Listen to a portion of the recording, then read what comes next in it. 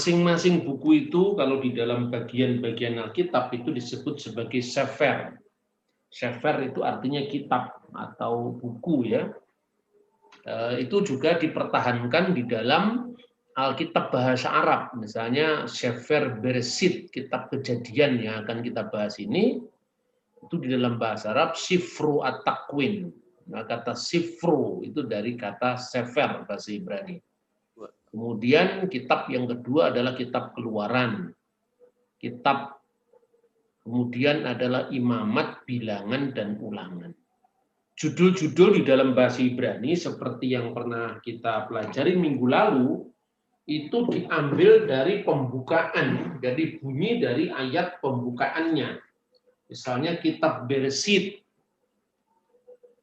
itu diawali dari kata Bereshit bara Elohim et hasamayim vi et sa'aret. Pada mulanya Allah menciptakan langit dan bumi. Maka diawali dari kata Bereshit karena diawali dari kata pada mulanya.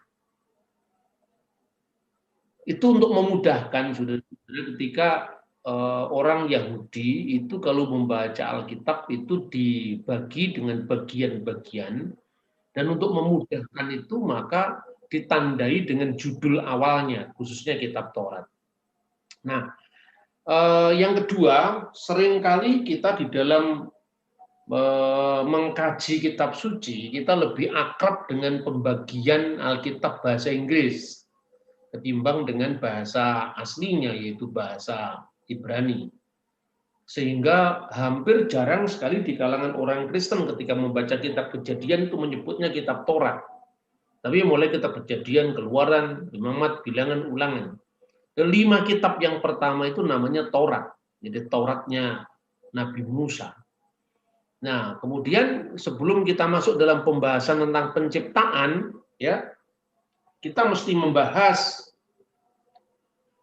bagaimana kita mempercayai kitab suci kita itu asli, ya, bahwa kitab suci kita itu benar-benar bisa dipercaya. Nah, kita juga jangan hanya mengikuti metodenya orang Barat yang ketika kita membaca kitab suci kita, karena apa? Ketika orang-orang Barat membaca teks kitab suci itu biasanya kan sistematiknya itu pokoknya dibaca habis kayak model pembaca Alkitab gitu ya. Padahal sebetulnya tidak seperti itu, sebab bagaimana metode kitab suci itu bisa kita pahami secara lebih mendalam, itu tentu harus dilihat tidak hanya pada aspek teks atau naskahnya. Sebab seringkali orang yang mengkatamkan Alkitab itu pun sebetulnya sulit untuk menjelaskan bagaimana kitab suci itu datang kepada kita, bagaimana kitab suci itu diterjemahkan, kenapa ada banyak terjemahan yang berbeda-beda, sehingga ketika orang hanya dalam hidupnya mengenal satu kitab suci dalam satu terjemahan, itu sudah merasa seolah-olah dia cukup, padahal itu belum cukup. Sebab apa? Ketika kemudian dia hijrah ke negara-negara yang berbahasa Inggris misalnya, dia akan menemui banyak terjemahan kitab suci. Ada gereja-gereja yang suka membaca New King James Version. Ada gereja-gereja yang suka membaca NIV, New American Standard Version, New International Version, ya, Revised Standard Version, Today English Version, Contemporary English Version, dan itu akan menimbulkan kebingungan ketika hari ini saya masuk ke satu gereja misalnya aliran Protestan yang mainstream yang dibaca NIV, tapi di lain kesempatan dia ikut persekutuan rumah tangga di gereja yang beraliran Pentakosta, senengannya King James loh. Kok ternyata beda ya? Kenapa di King James ada ayat ini tapi di NIV kok lebih singkat bentuknya? Kemudian akan mengalami kebingungan-kebingungan. Itu yang sesungguhnya kita pergumulkan di dalam konteks Indonesia kita. Nah, yang pertama saya kembali, bagaimana kita meyakini bahwa kitab kita itu asli? Memang banyak terjemahan. Dan kitab suci apapun juga, baik itu Islam, Hindu, Buddha juga memang banyak terjemahan. Cuman bedanya kalau orang Kristen itu kan rata-rata jauh lebih liberal dalam membaca kitabnya, lebih bebas. Makanya terjemahan pun disebut version, Today English Version. Nah, orang yang tidak paham langsung menuduh, Alkitab kan versinya banyak. Semua kitab suci terjemahan versinya ya banyak. Itu loh kira-kira. Makanya bagaimana kita menyeberangkan pemahaman kitab suci kita ini dalam konteks ya yang lebih luas, bukan hanya pembaca Kristen. Nah, maka bagaimana kita bisa mempertanggungjawabkan kitab suci kita ini asli? Yang pertama, naskahnya tersimpan selama ribuan tahun. Itu yang penting. Maka saya pertunjukkan ketika minggu lalu saya ulang kembali, ya. Anda mungkin belum belajar bahasa Ibrani, tetapi paling tidak Anda jangan tidak akrab dengan bahasa kitab suci kita. Syukur-syukur kalau setelah ini Anda mau belajar bahasa Ibrani. Tapi paling tidak jangan awam dengan kitab suci kita gitu. Ini bacaannya Sefer Bereshit, kitab Kejadian ya. Kemudian yang di sebelah kanan itu adalah Alkitab Taurat, ya kitab Taurat, lembaran dari kitab Bereshit atau kitab Kejadian dari tahun 100 sebelum Masehi. Nah, ini tersimpan dengan sangat rapi. Jadi tidak mungkin kalau kitab suci kita ini dipalsukan karena naskah-naskahnya terjaga. Yang kedua, kitab suci kita yang satu ini kita ulang dari minggu kemarin. Kitab suci yang satu ini dilestarikan oleh lebih dari satu agama. Ini penting sekali. Pertama, orang Yahudi. Orang Yahudi percaya dengan kitab Taurat ini. Orang yang kedua adalah orang Samaria. Orang Samaria itu satu komunitas yang memisahkan dengan kelompok Yahudi sepulang pembuangan dari Babel, kira-kira abad ketiga sebelum Masehi. Sampai sekarang, orang-orang komunitas Samaria ini masih tinggal di wilayah Nablus, Palestina. Mereka memiliki yang namanya Torah Shomron, Taurat Samaria. Jadi yang ketiga adalah orang Kristen, baik itu Ortodoks, Katolik, maupun gereja-gereja Protestan dan keturunannya. Artinya gereja-gereja yang muncul dari tubuh Protestan, baik itu karismatik, Pentakosta, Protestan klasik, ya semuanya itu. Ini mengarungi kurang lebih 2000 tahun kekristenan ini, terpisah dari induknya agama Yahudi, itu sejak tahun 90 Masehi. Tapi kitab sucinya masih sama. Dan ini bukti kalau Alkitab ini tidak dipalsukan, karena kalau dipalsukan kan kitab kita sudah berbeda dengan Yahudi. Yang saya tayangkan di layar ini adalah Alkitab Kejadian pasal 1 terjemahan orang Yahudi. Perhatikan, Anda boleh memakai Alkitab ini, itu Alkitab kita juga. Jadi tidak mungkin sekali lagi kalau Alkitab itu dipalsukan. Sebab apa? Sebab satu kitab ini dimiliki oleh lebih dari satu agama, ya, lebih dari satu keyakinan atau komunitas. Kemudian saya lanjutkan. Banyak kritik terhadap kitab suci kita ya. Yang pertama-tama orang itu memandang kitab suci yang ditulis di zaman Musa sekitar abad ke-14 sebelum Masehi. Jadi 1350 tahunan lah kira-kira sebelum Masehi. Dari zaman kita sekarang itu berarti 3.500 tahun yang lalu. Dengan pemahaman kita model sekarang tentu kebudayaannya berbeda, pola pikirnya berbeda, cara pemahaman itu yang mempengaruhi orang untuk memandang kitab suci. Misalnya, menuduh bahwa kitab suci kita itu dipalsukan karena tidak sesuai dengan sains modern. Misalnya ini tuduhan yang pernah disampaikan oleh seorang penulis dari Prancis namanya Dr. Maurits Bucaille. dalam bukunya Bible, Quran, dan Sains Modern.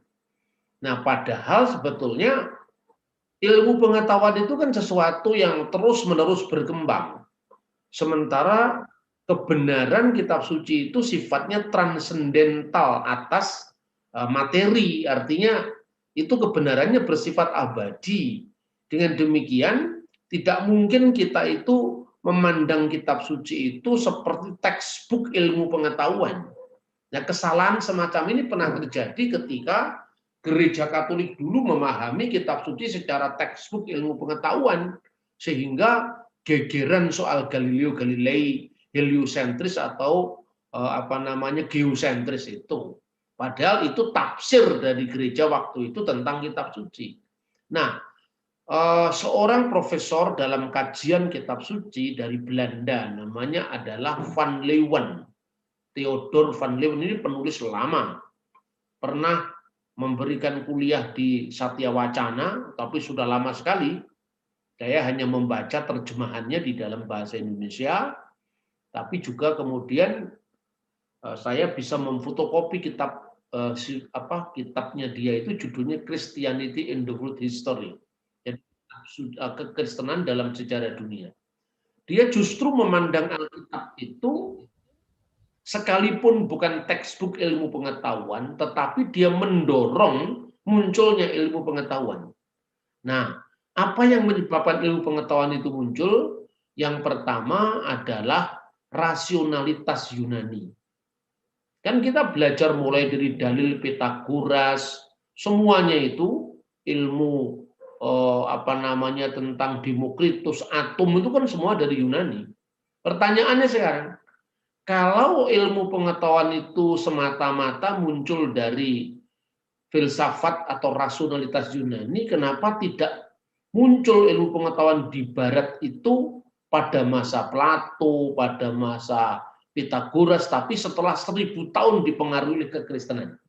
Ini tesisnya Van Leeuwen. Maka dia mengatakan salah satu penyebab pendorong ilmu pengetahuan itu selain rasionalitas Yunani adalah realisme Alkitabiah. Dia menyebutnya dengan biblical realism. Dan itulah kitab Kejadian yang dia baca. Ketika dunia timur memandang alam semesta atau kosmos itu sebagai yang diilahikan, yang disembah, ya. Alkitab tidak mengatakan begitu. Langit, bumi diciptakan seperti misalnya matahari diciptakan untuk penerang di waktu siang dan bulan untuk penerang di waktu malam untuk menentukan hari-hari dan musim-musim. Tapi konteksnya kepada pandangan yang sangat realistis terhadap alam sehingga alam itu bisa dikelola dengan tanggung jawab oleh umat manusia. Karena setelah penciptaan langit dan bumi itu adalah Tuhan menciptakan manusia sebagai pengelola atas alam semesta, yaitu Adam dan Hawa. Jadi itu yang pertama. Tapi kalau seandainya ilmu pengetahuan itu hanya didasarkan oleh realisme Alkitab tadi, kenapa itu tidak muncul di Alexandria yang sudah menjadi Kristen? Pada abad keempat sudah mengalami kemajuan luar biasa. Tidak terjadi di Antioquia yang sudah menjadi pusat kekristenan. Tapi kenapa baru di Barat? Lalu dia yang terakhir mengatakan ada sifat dinamis dari kebudayaan Barat. 3 hal inilah yang menyebabkan bagaimana Van Leeuwen itu sangat menghargai Alkitab. Ini adalah contoh bagaimana kemajuan dunia teknologi tetapi tidak memandang rendah Alkitab sebagai yang merintis karena realismenya tadi terhadap penelitian terhadap alam semesta ini. Nah, dengan pendekatan semacam ini kita bisa semakin mencintai Alkitab kita. Nah, jadi biblical realism itu, realisme Alkitab itu sebetulnya pandangan tentang waktu, ya. Yang kedua pandangan tentang alam. Nanti kalau kita membaca Alkitab, pada mulanya Allah menciptakan langit dan bumi, itu benar-benar langit dan bumi itu adalah ciptaan. Makanya kemudian muncul creatio ex nihilo, penciptaan dari tidak ada menjadi ada. Nah, sementara dunia timur itu berpikir panteisme. Panteisme itu alam itu mengalir dari sang ada itu. Sehingga alam ini yang delewer dari Tuhan. Ini pandangan-pandangan di timur. Sehingga orang tidak berjarak dengan alam yang ditelitinya. Sementara di barat atau pandangan kitab suci yang dinamiskan dengan kebudayaan barat itu, alam itu adalah dikelola. Yang kedua, waktu itu juga tidak didewakan. Bahkan dalam pikiran Yunani pun waktu itu, kronos itu adalah dewa. Tetapi dalam Alkitab kronos itu hanya kronologi waktu. Makanya untuk menentukan untuk penerang pada waktu siang dan penerang pada waktu malam, menentukan hari-hari, dan di situ artinya apa? Itu adalah kronologi. Meskipun Alkitab juga memiliki pandangan selain kronos itu adalah kairos. Kairos itu adalah waktu penentuan, waktu Tuhan. Nah, inilah pandangan kitab suci tentang waktu dan alam yang membuat orang itu membaca kitab Kejadian itu dengan semangat meneliti alam, semangat mengelola alam, dan semangat untuk menjadikan alam ini sebagai medan pengabdian kita kepada Sang Pencipta. Makanya manusia disebut sebagai gambar dan rupa Allah di muka bumi. Artinya diciptakan menurut gambar dan rupa Allah. Sementara di dunia timur misalnya, mereka masih memandang waktu itu sesuatu yang sifatnya dinamis tapi untuk konflik. Maka ada ungkapan al-waktu saif. Waktu itu adalah pedang, misalnya di masyarakat Arab kuno ya, atau alon-alon waton kelakon. Waktu itu akan berjalan sendiri, tidak usah kita kelola, tapi kita ini berada dalam rahasia waktu. Itu alam pikiran timur ya, seperti Jawa dan sebagainya. Tapi dalam budaya yang dinamis, waktu itu adalah uang. Ini artinya bahwa waktu itu difungsikan untuk kehidupan yang lebih konkret ya. Nah, sekarang sebelum masuk di dalam bagaimana penciptaan ini, sekarang saya bertanya, bagaimana Musa bisa tahu tentang hari-hari penciptaan itu? Nah, kadang-kadang ini juga dipersoalkan, bagaimana Musa bisa tahu? Nah, dia kan baru menulis kira-kira tahun 1400 sebelum Masehi. Bagaimana dia tahu itu? Nah, dari asumsi-asumsi yang sangat mengentengkan kitab suci itu, kemudian orang berpikir itu hanya dongeng. Bahkan ada yang menuduh bahwa sebetulnya kitab Kejadian pasal 1 itu adalah jiplakan dari Genesis Babel, namanya Emuna Elis, tapi tidak kita bahas itu ya, tidak kita bahas. Tetapi yang kita bahas itu adalah justru sekarang ini langkah praktisnya. Bagaimana Musa bisa tahu itu? Nah, untuk bisa memahami itu saya ingin cerita kepada saudara-saudara. Yang pertama-tama, tradisi kuno itu tidak mengenal internet, tidak mengenal dunia buku bahkan seperti zaman sekarang. Sebelum ditemukannya dunia tulis-menulis itu, kira-kira manusia melalui apa dia mengenang segala sesuatu? Itu melalui liturgi. Jadi peribadatan kepada Tuhan. Sesuatu yang sifatnya sakral, itu tidak berani diubah. Saya bisa memberi contoh ya. Banyak orang itu yang melupakan sejarah itu sebetulnya dia menderita sakit ingatan. Sehingga dia tidak menghormati waktu, tidak menghormati sejarah masa lampau sebagai pijakan untuk belajar menentukan ke arah masa depan. Saya berikan contoh. Nggak usah jauh-jauh sekarang ini budaya kita ya, budaya Indonesia ini. Kita ini kan taunya ketika belajar sejarah itu, ketika kita sudah mengerti hafalan dari pelajaran sejarah mulai SMP.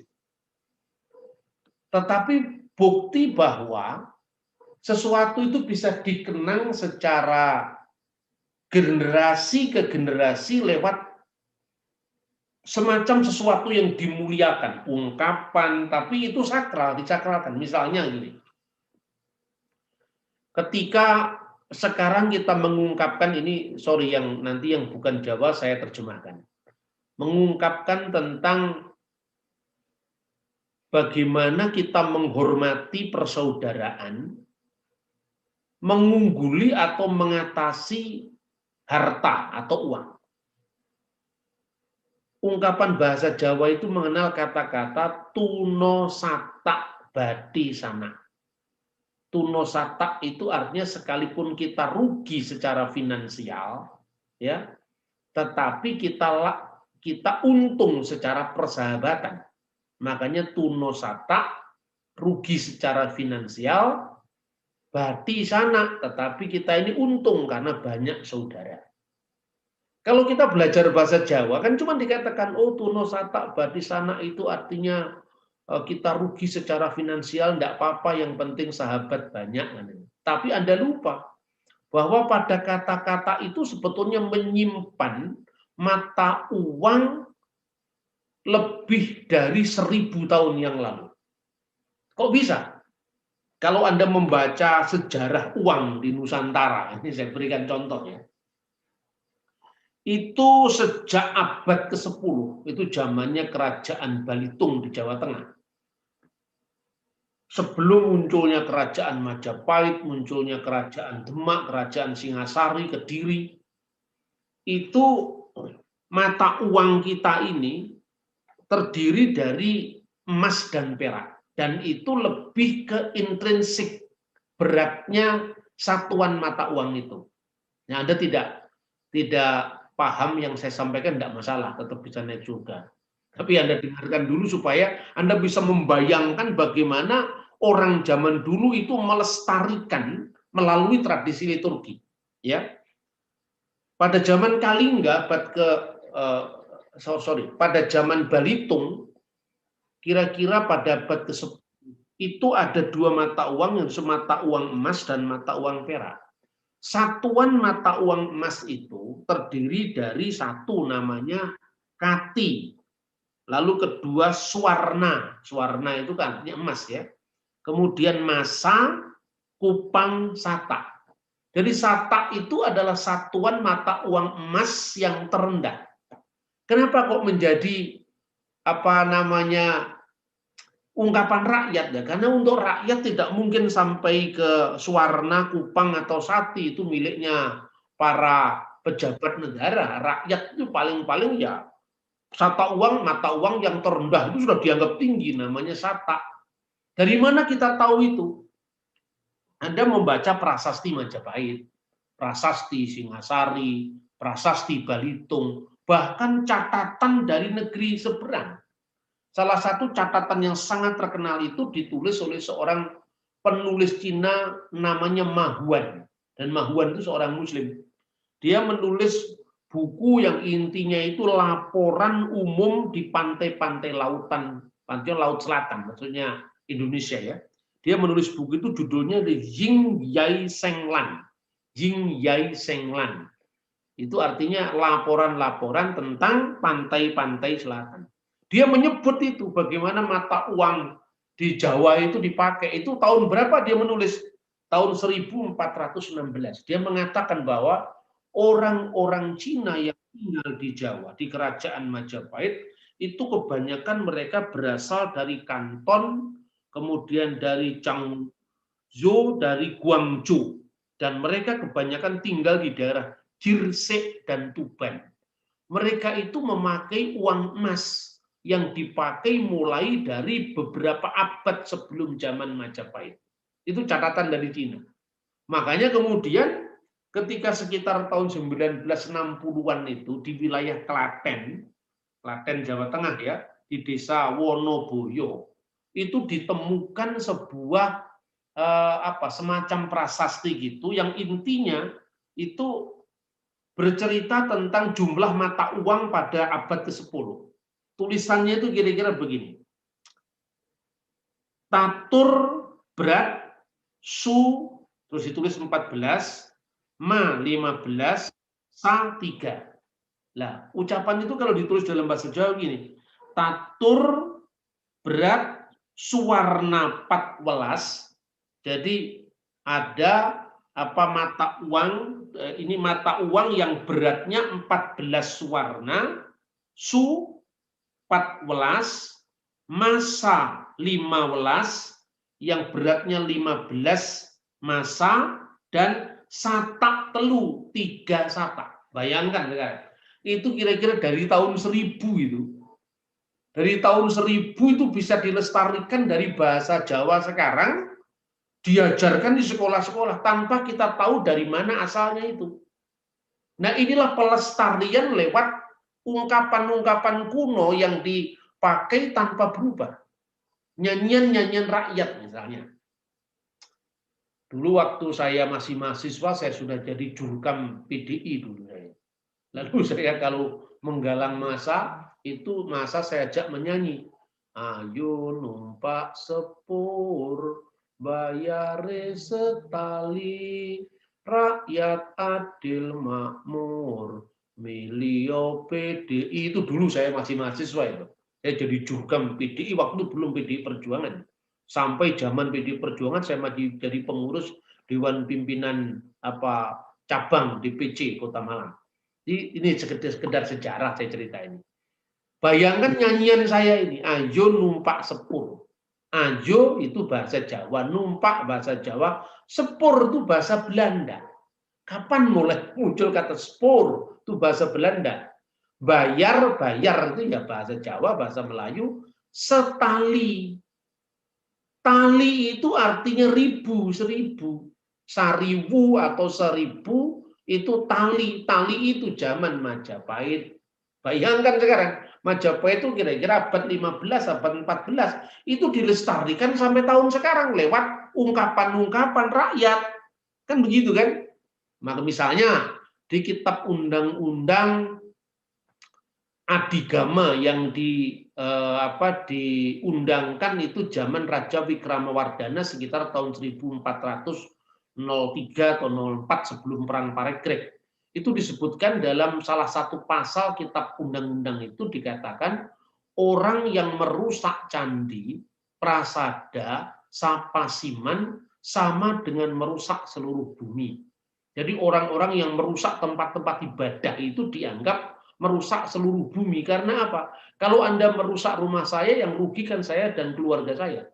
Tapi kalau Anda merusak masjid, merusak gereja, merusak pura, itu yang dirugikan bukan hanya material, tetapi kehormatan, keyakinan dari komunitas keseluruhan yang beragama Hindu, yang beragama Islam, yang beragama Kristen. Makanya zaman dulu kita ini lebih sadar pentingnya penghormatan terhadap hak asasi manusia. Itu abad 14. Maka muah wong kang angrusak candi prasada sapasiman kabuyutan pada lawan angrusak bumi. Sama dengan merusak bumi. Candi itu rumah ibadah Hindu. Kemudian prasada itu rumah ibadah Buddha yang di pusat, ya. Kemudian sapasiman itu ya tempat seperti resi, tempatnya para petapa. Kemudian kabuyutan, tempat orang-orang yang dituakan kabuyutan, sama dengan merusak seluruh bumi. Danda mulia becik malih, dia harus didenda, mengembalikan seluruh kerusakan itu. Kemudian berapa dendanya? Rong laksa patang tali 24.000 wuruk sadu gawe ngaranya. Tindak pidana itu namanya wuruk sadu gawe. Berapa dendanya? Rong laksa 20.000 itu rong laksa, patang tali 4.000. Jadi 20 plus 4.000 24.000. Terus kemudian Anda nyanyikan sampai sekarang, bayare setali. Zaman Majapahit belum ada sepur. Itu kan dirangkai-rangkai. Karena apa-apa yang kita alami sekarang ini tidak lepas daripada sejarah masa lalu kita. Hanya orang yang banyak belajar sejarah, menghormati budaya yang bisa merangkai. Kalau tidak sulit, karena apa? Itu seperti lewat saja, makanya agama itu bisa membahayakan manusia. Kalau dia menghayati agama itu hanya sepotong-sepotong, itu tidak ada kejahatan orang yang melebihi kejahatan orang yang beragama. Karena orang membunuh pun itu merasa dia berbakti pada Tuhan. Nah, itu satu. Yang kedua, bagaimana kita bisa mengatakan ini adalah tradisi liturgis yang terus sampaikan secara tanpa putus lewat generasi-generasi. Mari kita baca Alkitab ya. Misalnya, bukan sekedar pada masa Musa, tetapi juga masa Raja Daud, nanti kita bisa melihat. Misalnya kita bisa membaca di dalam kitab Ulangan ya, kitab Ulangan pasal Keluaran dulu, kitab Keluaran pasal 20 tentang 10 perintah Allah itu. Kenapa kita harus menguduskan hari Sabat? Misalnya kita baca di ayat 11, pasal 20 ayat 11. Tertulis di sana demikian, sebab 6 hari lamanya Tuhan menjadikan langit dan bumi, laut dan segala isinya, dan ia berhenti pada hari ke-7, itulah sebabnya Tuhan memberkati hari Sabat dan menguduskannya. Jadi kisah tentang penciptaan dan Tuhan dimuliakan pada hari ke-7, itu dikenang lewat liturgi, dikenang lewat perintah. Tapi perhatikan, bagaimana kisah tentang penciptaan itu dilestarikan bersama-sama dengan kisah keluaran dari tanah Mesir. Jadi setelah Musa mengajarkan penciptaan, Musa juga mengajarkan agar kita mengenang kisah keluaran di mana Tuhan telah menyelamatkan bangsa ini, maksudnya bangsa Israel, agar mereka tidak lupa pada karya Tuhan yang luar biasa di dalam Ulangan pasal 5 ayat 15. Ulangan pasal 5 ayat 15 ya, saya baca. Sebab haruslah kau ingat bahwa engkau pun dahulu budak di tanah Mesir, dan engkau dibawa keluar dari sana oleh Tuhan Allahmu dengan tangan yang kuat dan lengan yang teracung. Itulah sebabnya Tuhan Allah memerintahkan engkau merayakan hari Sabat. Dari hari Sabat itu pertama dikaitkan dengan Tuhan dimuliakan, berhenti menciptakan pada hari ke-7. Yang kedua, penyelamatan Tuhan dari tanah Mesir. Di sini tema keluaran dan tema penciptaan berdampingan. Itu pada zaman Musa. Setelah zaman Musa kan lewat itu, mulai Musa, kemudian Yosua, kemudian tua-tua Israel, nabi-nabi, maka kita melihat zaman kerajaan. Misalnya puncak kerajaan Israel itu zamannya Raja Daud.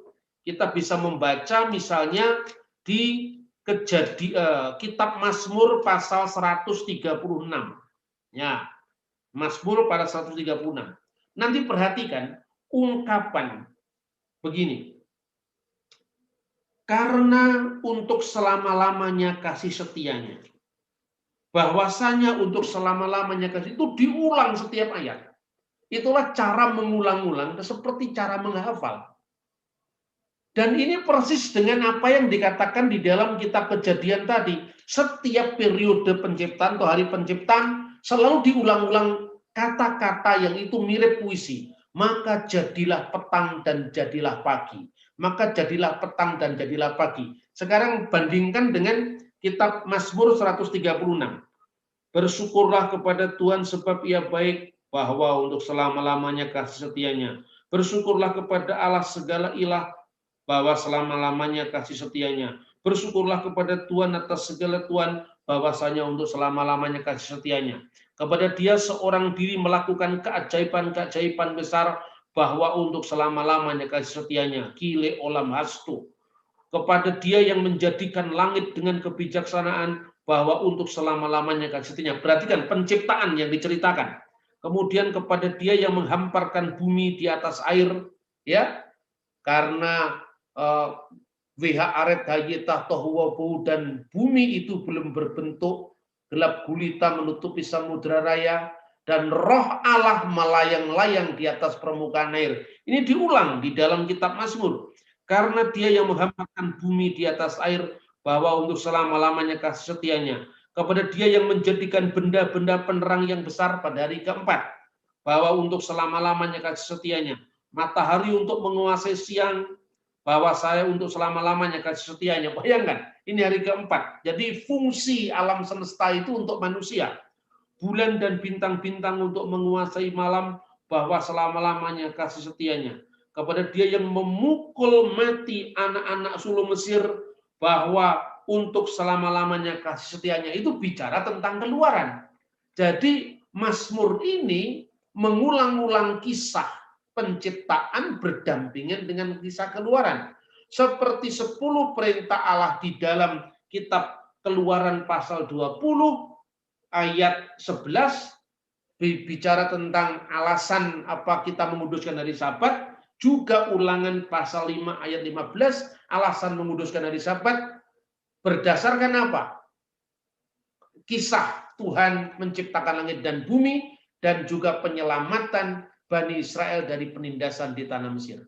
Itu cara Tuhan mengajar bagaimana orang-orang zaman dahulu, termasuk bagaimana kita membayangkan paradigma orang-orang kuno dalam memahami kitab suci, dalam menjelaskan kitab suci. Makanya ketika Tuhan mengajarkan Shema Israel itu harus diulang-ulang, harus dicatatnya di atas pintu-pintu gerbang dalam bentuk itu mesusah.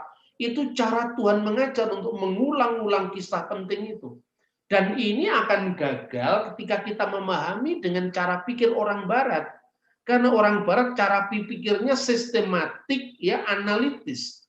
Orang Timur, lebih-lebih Timur kuno, Timur Tengah kuno, itu pola pikirnya naratif, ya, naratif dan terus-menerus mengulang-ulang itu sehingga itu menancap di pikiran kita. Nah, inilah kita memahami kisah penciptaan seperti jangan tanya lagi. Musa kan tidak tahu karangan orang itu bagaimana caranya. Anda tidak bisa membayangkan itu karena apa? Budayamu tidak mendukung untuk memahami itu. Contoh terakhir sebelum kita masuk dalam hari-hari kejadian itu. Contoh, gereja ini kan terbagi dalam 2 bagian besar. Yang pertama gereja barat, yang kedua gereja timur. Itu dari sudut pandang wilayah persebarannya. Pertama-tama, kalau Anda pergi ke gereja Ortodok Armenia, Ortodok Koptik, Ortodok Syria, orang jarang sekali mengenal ungkapan Gloria in excelsis Deo. Jarang. Karena apa? Karena mereka membaca Alkitab tidak lewat liturgi bahasa Latin. Tetapi bahasa Yunani, misalnya di timur, doxa. Kata doxa lebih terkenal daripada Gloria. Seperti itu. Di gereja Syria, di Tisbota, Tisboto, itu artinya apa? Gloria. Tetapi di gereja barat, karena dulu kita memakai pola itu dari bahasa Latin, kita lebih mengenal Gloria in excelsis Deo. Nah, sekarang saya mau tunjukkan 2 aspek ini mumpung waktu Natal, ya. Sekitar tahun 126, seorang uskup Roma, Paus Roma namanya Telesporus.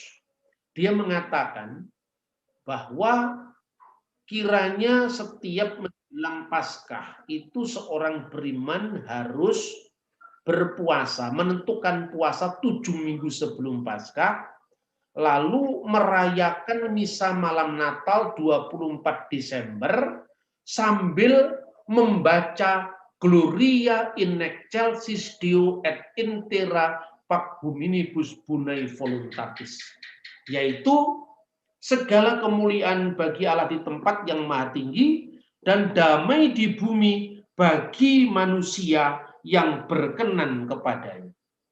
Ini dari Injil Lukas pasal 1 ayat 24. Nah, sekarang kita tahu nggak kata Gloria in excelsis Deo itu dinyanyikan di lagu-lagu, diterjemahkan bahasa Jerman, bahasa Inggris, bahasa Prancis, bahasa Arab, ya.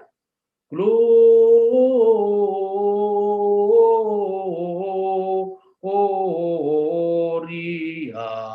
in excelsis Deo. Gloria in excelsis Deo. Nanti saya kasih tahu. Terjemahan Gloria in excelsis Deo itu terjemahan Latin kuno.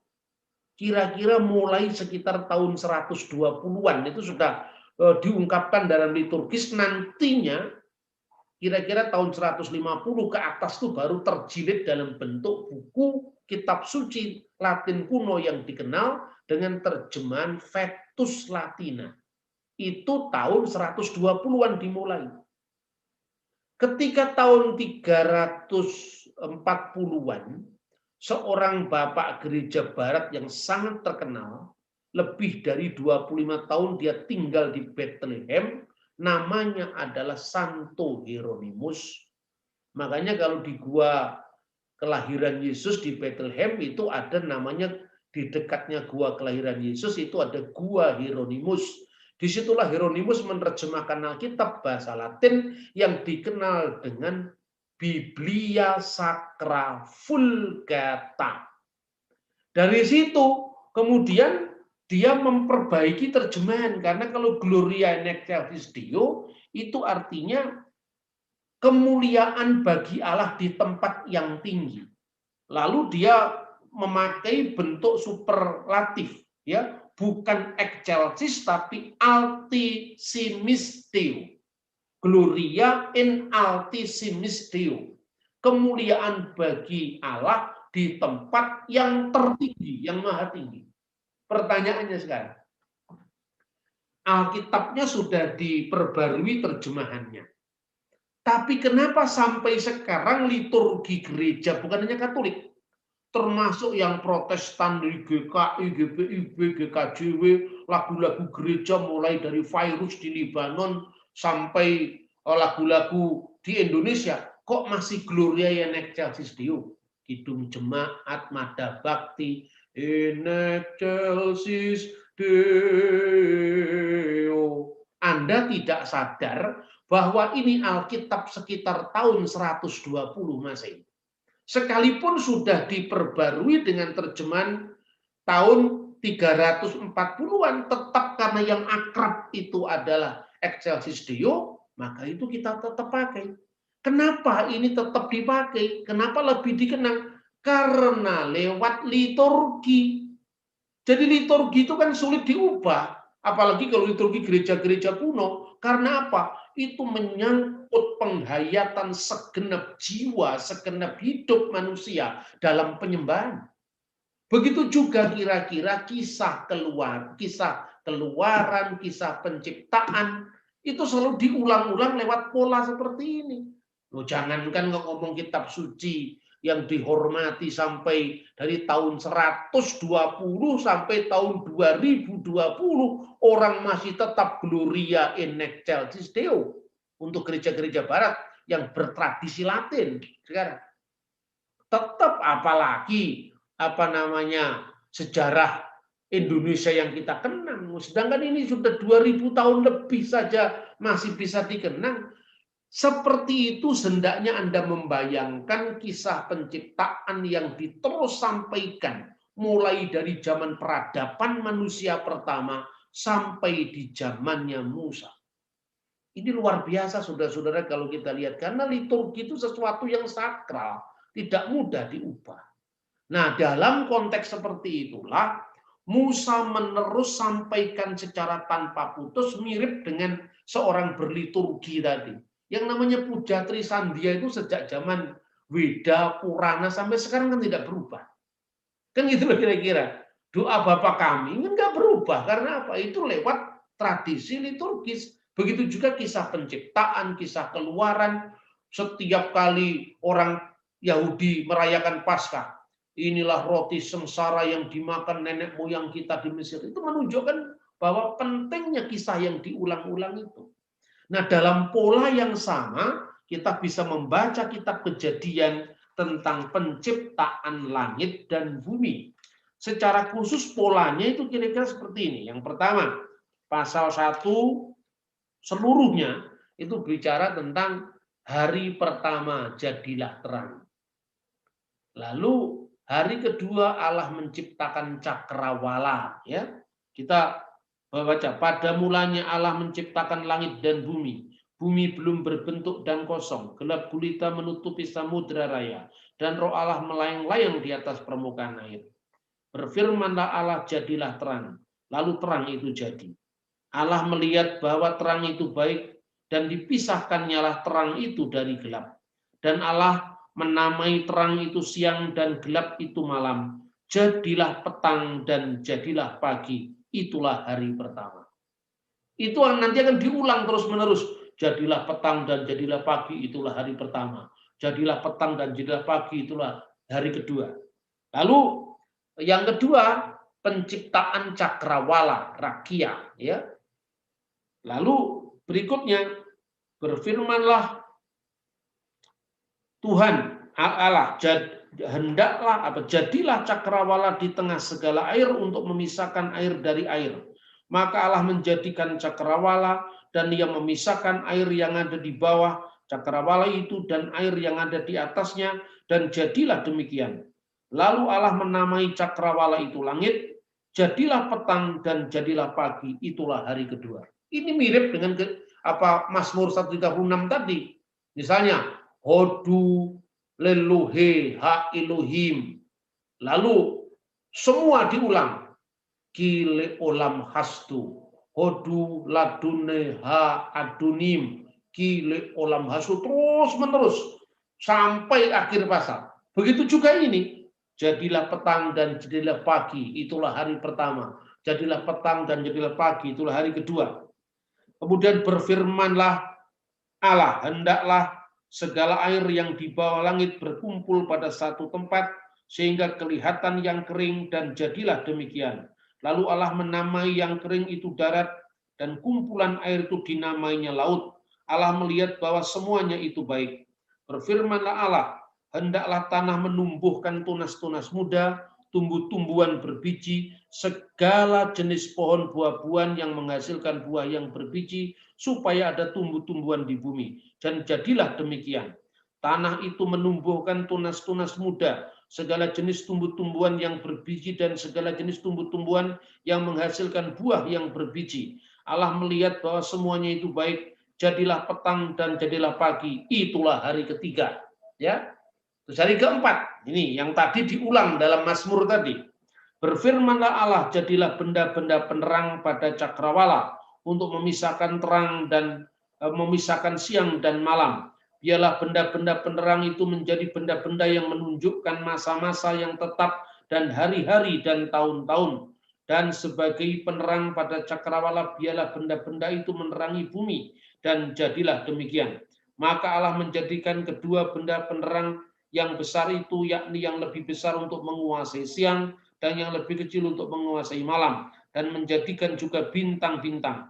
Allah menaruh semuanya itu di cakrawala untuk menerangi bumi dan untuk menguasai siang dan malam dan untuk memisahkan terang dan gelap. Allah melihat bahwa semuanya itu baik. Jadilah petang dan jadilah pagi. Itulah hari keempat. Jadi hari pertama itu adalah terang yang sudah diciptakan satu paket bersama langit dan bumi tadi. Makanya ungkapan pada mulanya Allah menciptakan langit dan bumi itu keseluruhan dari bumi itu dari tidak ada menjadi ada. Creatio et nihilo. Baru kemudian pada hari-hari berikutnya itu Tuhan memproses lebih lanjut ciptaannya itu. Maka hayetah itu artinya dalam proses untuk penciptaan selanjutnya. Dan bumi itu belum berbentuk, masih belum sempurna pada awal mula itu. Dan kegelapan meliputi samudra raya, tohu wa bohu dulu, itu adalah campur baur, kosong ya, wahosek dan kegelapan, karena masih terang itu belum mendatangi bumi yang baru dalam proses hayetah, dalam proses penjadian tadi masih kosong, masih belum berbentuk tadi. Kemudian hosek itu adalah kegelapan menutupi samudra raya, alfinih hamayim, ruah Elohim dan roh Allah merakefet, melayang-layang secara dinamis, menyalurkan hidup alfinih hamayim di atas air itu. Baru kemudian terang itu Tuhan ciptakan. jadilah terang, maka terang itu jadi. Dengan jadinya terang itu menandai pergerakan waktu, kronos, ya. Dari kosmos, kosmos itu alam semesta, kronos itu adalah waktu. Nah, dengan diciptakannya waktu itu diperlukan penanda periode pertama ke periode selanjutnya. Maka pada hari keempat, matahari, bulan, dan bintang itu mulai ditempatkan fungsinya masing-masing. Ya, kemudian pada hari kelima, binatang di lautan dan burung di udara. Kita bisa membaca berfirmanlah Allah. Hari keempat, berfirmanlah Allah, hendaklah air di keriapan makhluk yang hidup, dan hendaklah burung berterbangan di atas bumi melintasi cakrawala. Maka Allah menciptakan binatang laut yang besar dan segala jenis makhluk hidup yang bergerak, yang berkeriapan dalam air, dan segala jenis burung yang bersayap. Allah melihat bahwa semuanya itu baik.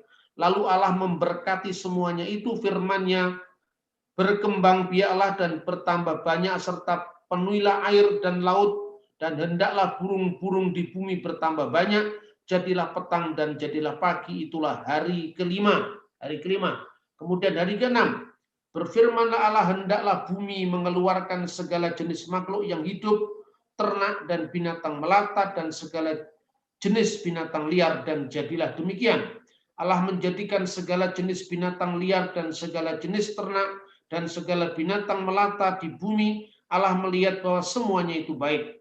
Berfirman Allah, baiklah kita menjadikan manusia, baru ini hari ke-6, bagi menjadikan manusia menurut gambar dan rupa kita, supaya mereka berkuasa atas ikan-ikan di laut dan burung-burung di udara, dan atas ternak, dan atas seluruh bumi, dan atas segala binatang melata yang merayap di bumi. Maka Allah menciptakan semuanya itu menurut gambarnya. Menurut gambar Allah diciptakan dia, laki-laki dan perempuan diciptakanlah mereka, diciptakannya mereka. Allah memberkati mereka, lalu Allah berfirman kepada mereka, beranak cuculah dan bertambahlah banyak, penuhilah bumi dan taklukkanlah itu. Berkuasalah atas ikan-ikan di laut dan burung-burung di udara dan segala binatang yang merayap di bumi. Berfirman Allah, lihatlah aku memberikan kepadamu segala tumbuh-tumbuhan yang berbiji di seluruh bumi, dan segala pohon-pohonan yang buahnya berbiji, itulah yang akan menjadi makananmu. Tetapi kepada segala binatang di bumi dan segala burung di udara dan segala yang merayap di bumi yang bernyawa, kuberikan segala tumbuh-tumbuhan hijau menjadi makanannya, dan jadilah demikian. Maka Allah melihat yang diciptakannya itu sungguh amat baik. Tekanannya di situ. Jadilah petang dan jadilah pagi, itulah hari ke-6. Ini urutan-urutannya. Kemudian demikianlah diselesaikannya langit dan bumi dan segala isinya. Ketika Allah pada hari ke-7 telah menyelesaikan pekerjaan yang dibuatnya itu, berhentilah ia pada hari ke-7 dari segala pekerjaan yang telah dibuatnya itu. Lalu Allah memberikan hari ke-7 itu dan menguduskannya, karena pada hari itulah ia berhenti dari segala pekerjaan penciptaan yang telah dibuatnya itu.